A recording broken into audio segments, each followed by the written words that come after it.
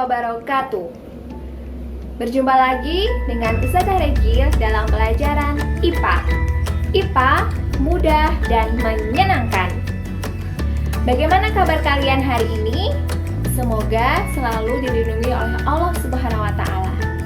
Jangan lupa tetap jaga kesehatan, beraktivitas sesuai protokol kesehatan, dan jaga daya tubuh kalian agar terhindar dari COVID-19. Pada kesempatan kali ini, kita akan belajar mengenai materi zat adiktif. Mari kita simak pembelajaran berikut. Pernahkah kalian minum teh atau kopi? Pasti jawabannya pernah. Teh dan kopi termasuk salah satu contoh jenis zat adiktif. Termasuk jenis zat adiktif manakah teh dan kopi? Ada yang tahu jawabannya? Benar sekali. Teh dan kopi termasuk jenis zat adiktif psikoaktif lainnya. Tahukah kamu, baru-baru ini ditemukan narkoba jenis baru.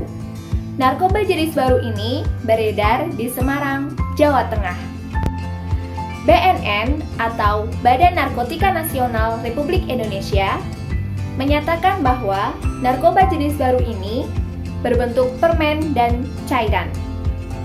Apabila dikonsumsi, narkoba jenis baru ini akan memberikan efek halusinasi, serupa dengan pemakaian ganja. Oleh karena itu, penting bagi kita untuk mempelajari jenis zat adiktif, agar kita terhindar dari bahaya zat adiktif. Al-Quran sudah menjelaskan tentang bahaya zat adiktif bagi kesehatan kita. Muslim sejati gak pernah pakai miras dan narkoba.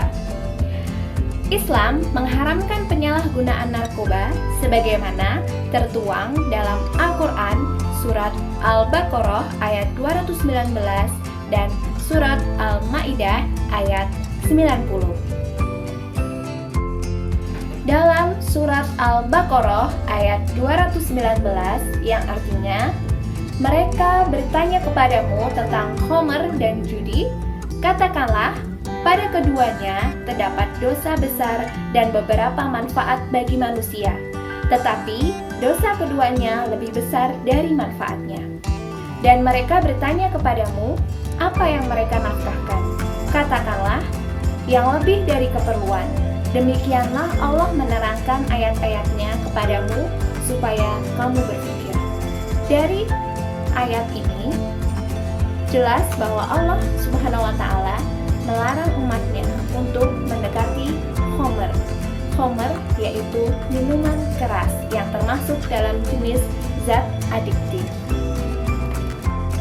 Selanjutnya, dalam surat Al-Maidah ayat 90 yang artinya, hai orang-orang yang beriman, sesungguhnya meminum khamr, berjudi, berkorban untuk berhala, mengundi nasib dengan panah adalah termasuk perbuatan syaitan.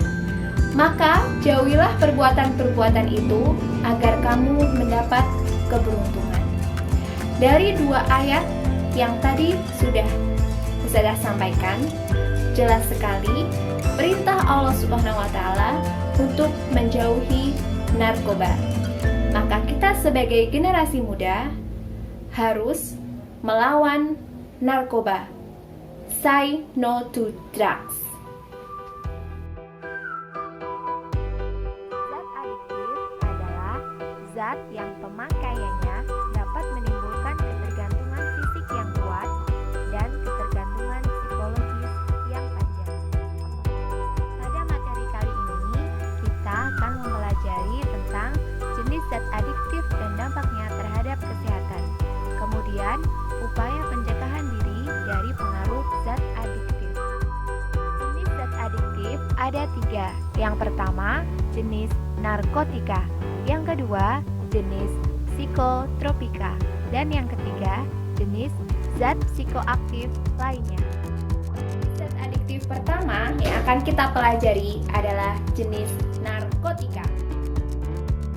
Narkotika adalah zat adiktif yang sangat berbahaya dan penggunaannya dilarang di seluruh dunia.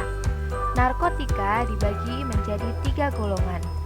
Golongan pertama, golongan kedua, dan golongan ketiga. Berikut adalah contoh zat yang termasuk narkotika golongan 1.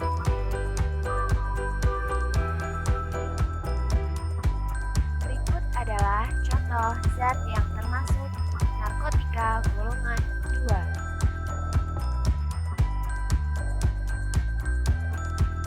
Berikut adalah contoh zat yang termasuk jenis narkotika golongan 3.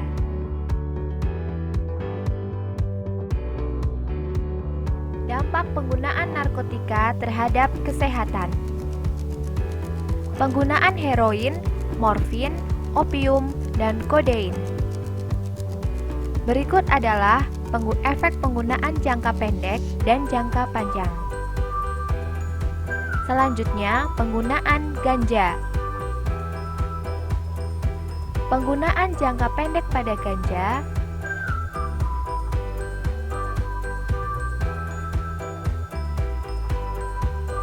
kemudian penggunaan jangka panjang pada ganja.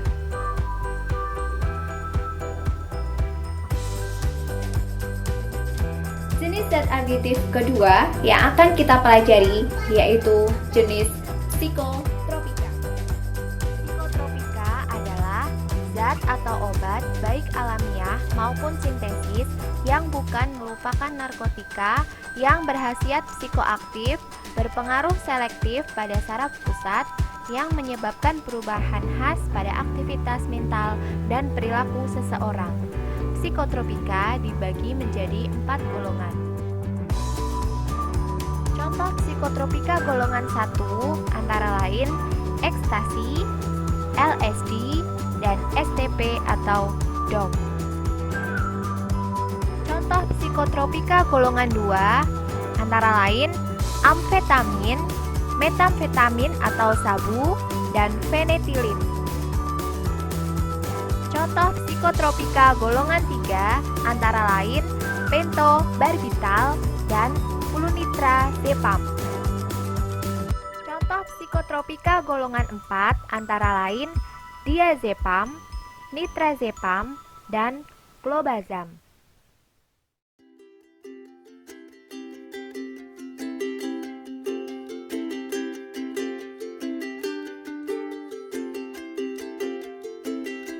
Penggunaan ekstasi dan sabu dalam jangka pendek dapat menyebabkan terjaga, rasa riang, perasaan melambung, rasa nyaman, dan meningkatkan keakraban.